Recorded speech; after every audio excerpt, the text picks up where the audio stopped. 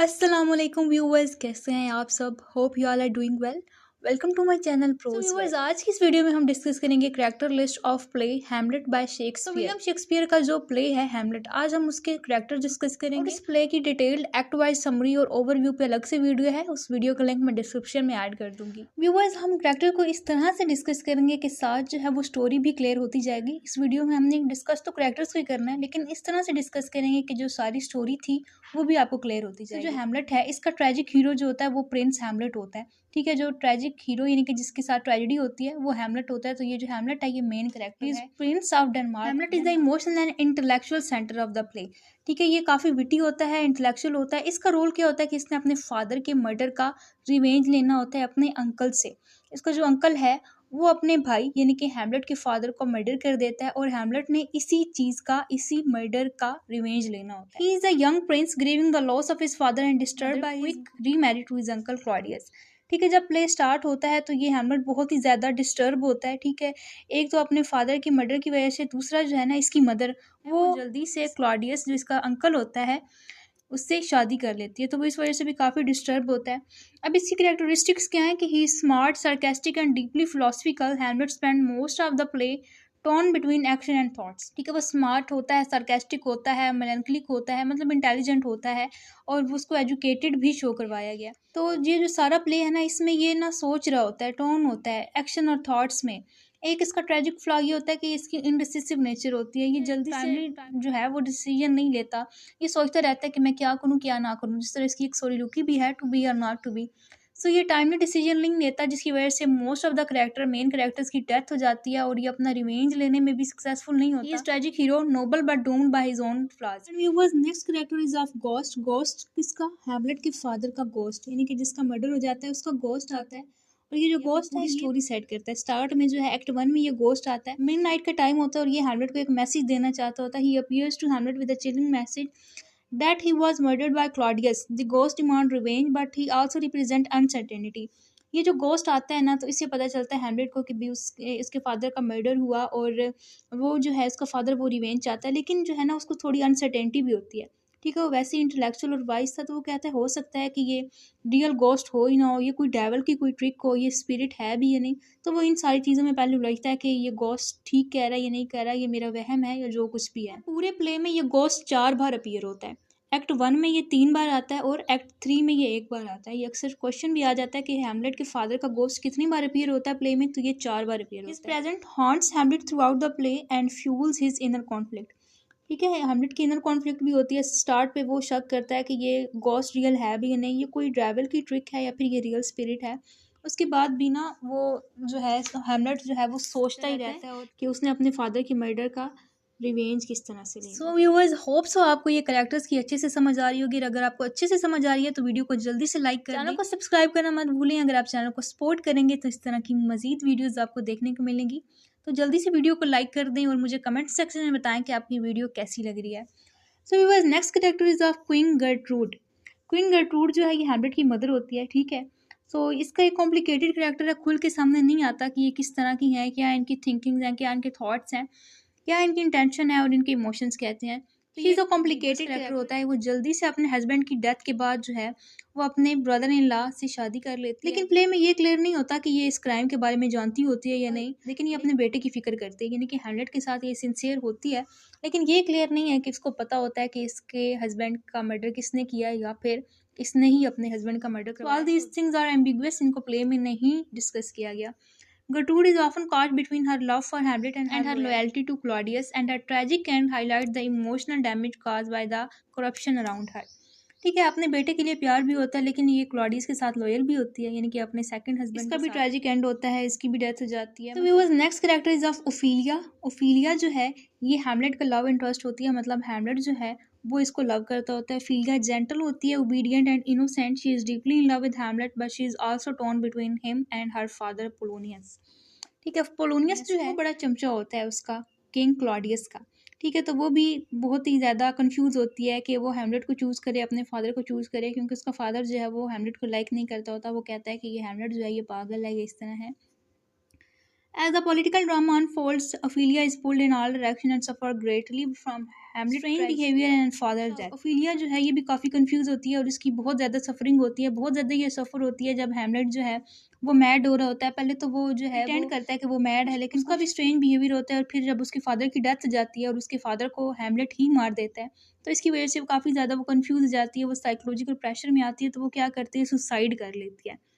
Her descent into madness and her tragic death make her one of the most heartbreaking character in the play। सारे incident की वजह से ये suicide कर लेती है और ये भी प्ले का एक हार्ट ब्रेकिंग कैरेक्टर है, क्योंकि इसकी जैसे डेथ होती है, सारा सीन जो होता है, इसकी वजह से ऑडियंस की या फिर व्यूवर्स की इसके साथ सिंपैथी होती है।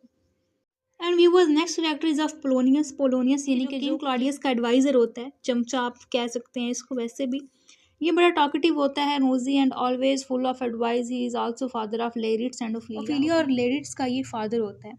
इसको ना स्पाई करना यानी कि तांगा झाकी बहुत पसंद होती है और सिचुएशन को मैनिपुलेट करना अपने एडवांटेज के लिए, but his sneaky behaviour eventually leads to his accidental death at Hamlet's hand. एक बार ये ऐसे ही पर्दे के पीछे छुप के बातें सुन रहा होता है और हैमलेट को लगता है कि ये क्लॉडियस है और हैमलेट जो है वो इसको मार देता है एक्सीडेंटली। मतलब हैमलेट को नहीं पता होता ये पोलोनियस है, वो क्लॉडियस समझ के इसको मार देता है। तो इसकी ये जो स्पाई वाली आदत है ना, ये इसी वजह से मारा जाता है। Often played for comic relief, Polonius fates remind of danger of too much meddling. Polonius का करैक्टर जो है वो एज अ कॉमिक रिलीफ का करैक्टर जो है वो वैसे तो कॉमिक रिलीफ के लिए ऐड किया गया, यानी कि जिस तरह वो स्पाई करता है, मैनिपुलेट करता है, हैमलेट के साथ बातें करता है। कॉमिक रिलीफ ये होता है कि ट्रेजेडी में थोड़ा सा रिलीफ के लिए जो है वो कॉमेडी के एलिमेंट्स ऐड किए जाते हैं, लेकिन जिस तरह इसकी फेट होती है, हमें ये लेसन मिलता है कि इतनी भी ज़्यादा मुदाखलत, ठीक है, इतनी ज़्यादा तांका झाकी दूसरों के मामलात में इतना टांग अड़ाना अच्छा नहीं होता, खुद का ही नुकसान होता है। Next character is of Laertes. Laertes जो है वो ओफिलिया का भाई होता है और पोलोनियस का बेटा होता है। लेरिट्स जो है वो passionate, impulsive and a man of action, contrast to Hamlet. ये जो है बड़ा ही पैशनेट होता है, इम्पल्सिव होता है और बड़ा ही ये मैन ऑफ एक्शन होता है, यानी कि जल्दी जल्दी ये एक्शन लेता है। ये हैमलेट से बिल्कुल अलग होता है। हैमलेट जो है वो इतनी जल्दी एक्शन नहीं लेता, ठीक है। When he learns about his father death, Polonius की जब इसको डेथ का पता चलता है और ओफिलिया की मैडनेस का पता चलता है ना, तो ये फ्रांस से वापस आ जाता है बदले के लिए कि ये हैमलेट से बदला लेगा, क्योंकि हैमलेट की वजह से दो डेथ होती हैं, एक पोलोनियस की भी और एक ओफिलिया की भी। जब ओफिलिया मैड जाती है और सुसाइड कर लेती है, तो ये ना ये चाहता होता है कि हैमलेट से बदला ले, और कुछ इसको क्लॉडियस भी मैनिपुलेट करता है, उसका भी ये होता है कि हैमलेट जो है वो मेरे रास्ते से हट जाए और वो लेरिट्स के हाथों मारा जाए। Although he is used by Claudius to kill Hamlet, जो है वो इसको यूज कर रहा होता है कि ये हैमलेट को मारे। redeem himself by confessing everything before dying।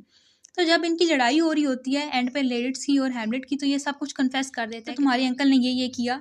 He add intensity to the final scene of the play. तो इस वजह से फाइनल सीन में इंटेंसिटी हो जाती है, यानी कि हैमलेट को पता चल जाता है कि जो सारा सीन था बैटल का बिटवीन लेरिट्स एंड हैमलेट, तो ये सारा सीन जो है वो इसके अंकल यानी कि किंग क्लॉडियस की साजिश थी, उसका ये प्लान था।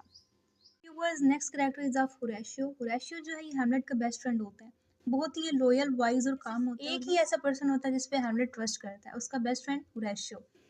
Unlike the other character, Horatio never betrays anyone and serve as the voice of reason. He is the voice of reason क्योंकि ये बहुत इंटेलेक्चुअल भी है। Horatio ने पूरे प्ले में किसी को बेट्रे नहीं किया, ये हैमलेट के साथ लॉयल होता है और हैमलेट का साथ देता है। He supports Hamlet through thick and thin and survives to tell his story.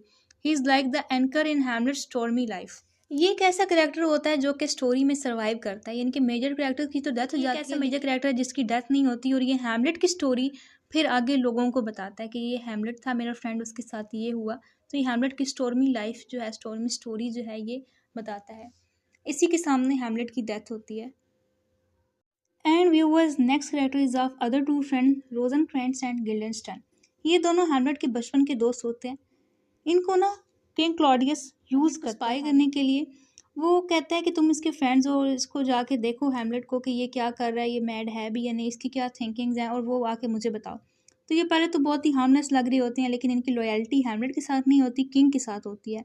Hamlet sees through them quickly and eventually they meet a dark and executed in England due to Hamlet's switch of letters. King Claudius जो है वो इनको use करता है, ठीक है, इन दोनों को भेजता है इंग्लैंड हैमलेट के साथ, और उनके पास एक लेटर होता है जिसमें ये लिखा होता है कि हैमलेट को मार दो। हैमलेट को पता होता है कि ये ट्रस्टवर्दी नहीं है, तो ये लेटर को स्विच कर देता है, जिसकी वजह से ये दोनों ही इंग्लैंड में मारे जाते हैं। And viewers next character is of Fortinbras. Fortinbras जो है ये प्रिंस ऑफ नॉर्वे होता है। इसका अक्सर कॉन्ट्रास्ट होता है, यानी कि इसका कंपैरिजन होता है हैमलेट के साथ। दोनों ही प्रिंसेस होते हैं जिनके फादर किया जाता है, लेकिन फोर्टिमब्रेस्ट जो है ये एक्शन लेता है, हेजिटेशन नहीं करता। यानी कि ज़्यादा थॉटफुल बंदा मैन ऑफ एक्शन होता है, जबकि हैमलेट जो है वो हेजिटेट ही करता रहता है, वो सोचता रहता है कि उससे क्या करना चाहिए क्या नहीं। Though he only appears briefly, he represents what Hamlet could have been. At the end of the play, he takes over Denmark, symbolizing the restoration of order after chaos. So play में and पे जब सब main character की death हो जाती है तो ये आके डेनमार्क पे हुकूमत करता है, यानी कि रिस्टोरेशन हो जाती है। इसके फादर का भी मर्डर किया गया होता है, कंपैरिजन किया जाता है हैमलेट के साथ कि इसमें वो क्वालिटीज़ हैं जो कि हैमलेट में नहीं थी, और अगर हैमलेट में इसकी वाली क्वालिटीज़ होती, हैमलेट भी मैन ऑफ एक्शन होता, तो उसका इस तरह से ट्रेजिक एंड ना होता। And we were the next and the last character of Hamlet for this video is the grave digger. जो कैरेक्टर है वो कॉमिक रिलीफ के लिए यूज होता है, लेकिन विजडम के साथ। ठीक है, एक किस्म से ये कॉमिक रिलीफ भी है, लेकिन ये बहुत ज़्यादा विजडम की बात है। इसकी अपीयरेंस ग्रेवयार्ड सीन में होती है। His dark humour and philosophical banter with Hamlet offer a moment of comic relief while also deepening the play's themes of death and morality. ठीक है, इसका प्लेज जो है वो कॉमिक रिलीफ के लिए होता है, लेकिन ये बहुत ज़्यादा फिलोसफिकल बातें करता है, जिससे प्लेज में जो थीम यूज हुए होते हैं, इनके प्लेज के जो मेन थीम होते हैं डेथ और मोरालिटी पे, उस पर रिफ्लेक्शन होती है। He unknowingly digs Ophelia grave while chatting about the inevitability of death. Classic Shakespearean irony. So इसका करेक्टर भी इस लिहाज से इंपॉर्टेंट होता है कि ये कॉमिक रिलीफ भी ऑफर करता है, और इसकी जो बातें होती हैं वो रिफ्लेक्ट करती हैं place theme of death and morality. So viewers, ये थी आज की हमारी वीडियो। इसमें हमने डिटेल से डिस्कस किए हैमलेट प्ले बाय शेक्सपियर, उसके करेक्टर्स। यहाँ पर मैंने कुछ की एलिमेंट्स ऐड किए हैं, इसमें सारे करेक्टर्स के नेम ऐड किए हैं जो आज हमने डिस्कस किए हैं, और साथ में एक दो वर्ड्स में मैंने उनको डिस्क्राइब किया है ब्रीफली, कि जैसे Hamlet is philosophical and conflicted, Claudius is manipulative and ambitious. अगर आप इन की एलिमेंट्स को माइंड में रखते हैं तो जितने भी हमने करेक्टर डिस्कस किया, आपको उनकी कैरेक्टरिस्टिक्स जो है वो रिकॉल करना ईजी हो जाएगा। तो व्यूवर्स, आपको ये वीडियो अच्छी लगी होगी, वीडियो को लाइक ज़रूर करें, फ्रेंड के साथ शेयर किया करें, और अगर आपने मेरे चैनल को सब्सक्राइब नहीं किया तो what are you waiting for viewers, जल्दी से चैनल को सब्सक्राइब करें ताकि आपको इस तरह की मज़ीद वीडियोस मिल सकें। मिलते हैं आपसे नेक्स्ट वीडियो में।